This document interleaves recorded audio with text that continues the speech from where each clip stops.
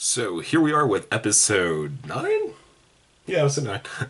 The and I kind of like this episode actually. I kind of got into this one cuz it was kind of so fucking weird at points. I kind of just thought, and there was one scene that was so amazing. I'll talk about the end because I'll leave that one for the end. But before that though, the there was some good parts. That one was insane product placements I've ever seen of the show. Just when I forget which character it was, but just one of them like it cuts to them and it just cuts to a GameStop bag like full view logo right in the center, and he doesn't play Call of Duty. He plays Desert Duty. And my only thought was like, dude, put some Bioshock Infinite over that shit. Who cares about Call of Duty? But anyway, and besides that, though, I like this episode just for the fact that it finally. It was kind of nice just to see Mr. Porter just kind of fully acknowledged I am fucking awful at my job. Cause, yeah, he was, is whether you like the character or not. I mean, there's no denying. I mean, like he even has like a alternate version flashback with Hannah where she's just saying like all the things he said to her. She's just like, do I? It's kind of a callback to the end of the last season when Clay was like at his wits ends with this guy. Just someone says like, do you need me just to flat out what? Okay, think of it this way. What would you do if I said I was going to kill myself? Like, what would you do then? And besides that though, what else happened? But yeah, just seeing him basically just in this version having Catherine Langford as Hannah, just saying do I literally need to say I'm going to kill myself? I literally said I do not want to feel anything anymore. How much more fucking blatantly obvious do I need to get for you, Mr. Porter? And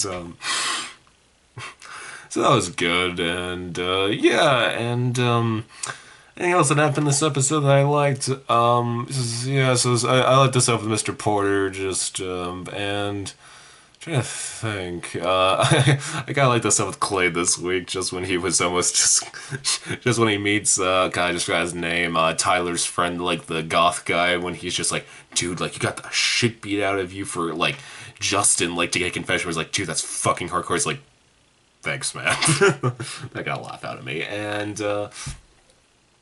besides that, though, yes. So let's talk about the ending, cause.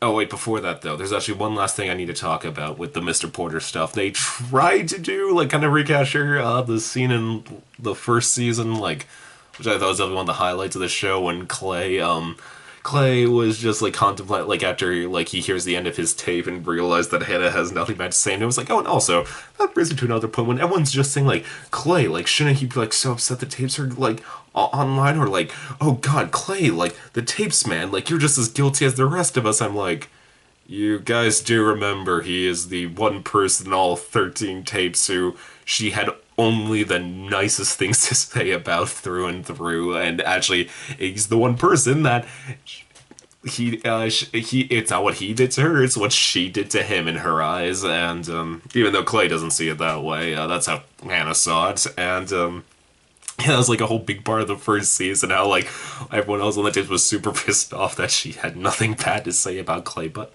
I digress. But they try to basically do the same thing though when Clay, after he like has like hears he says it, then he thinks about like what he could have said to Hannah and what that hoping that she could possibly be still alive if she said that. They try to do that with Mr. Porter, in which he basically says like what like how he should have kept Hannah there, like said what he should have and not just let her go to her death. And I was just my only thought, okay, this doesn't work nearly as well. One, it was because it was clever stuff with Clay. You hadn't seen it before. Two, it was under a moment of extreme emotional distress when Clay was just completely mentally breaking at the moment. And the third big one is, like I said, because that was, Hannah didn't blame Clay for anything, so it worked because it was all the more effective because this isn't how Hannah saw it, this is how Clay saw it. Clay thought it was just his complete mental breakdown, just thinking, what if I had stayed in the room and told her all that things? I should have done that. She doesn't think I should have done that, but I should have done that. And So yeah, it doesn't hit nearly as hard, but now let's know about the amazing part of this episode.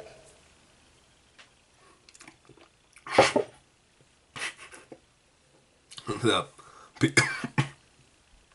the piece of writing that was so self-aware, it was kind of mind-blowing when Clay talks to the principal. It was basically the 13 reasons why creators against the whatever you want to call it, like people who cried outrage called for the show's goddamn head, in which it like literally got to the point where Clay just when he the principal was like, oh, we shouldn't be talking about this, but Clay's like, but I think we need to talk about this. Like, how will we get this discussion going? And he's like, but like people could like get influenced by these ideas that these tapes are show brings up, and it got to the point where Clay literally says like, have you even listened to the tapes? I literally just wanted Clay just to completely break them, to break the fourth wall completely, just look at it as like, hey, for all the haters out there, did you actually watch the show? Because there's so many people I've met who says the show is disgusting, who haven't even watched a single minute of it. So I thought that was kind of amazing, and I'm with Clay and the creators of this show. Like, if you like the show or not, there's no denying this got people to talk about these issues way more than a goddamn health class or dare class I ever had to go to as a student of the public school system. And so yeah, and yeah, so like I said, I kind of like this episode. Also, Clay found the what's it called, the like the rape dungeon, whatever I call that thing. God, my school didn't have that kind of place in my knowledge. I don't think most schools do, but yeah. So nice to know, see where that's going. So yeah, I'm actually kind of interested where this is all going to end up. So yeah, good episode. Onwards to episode 10.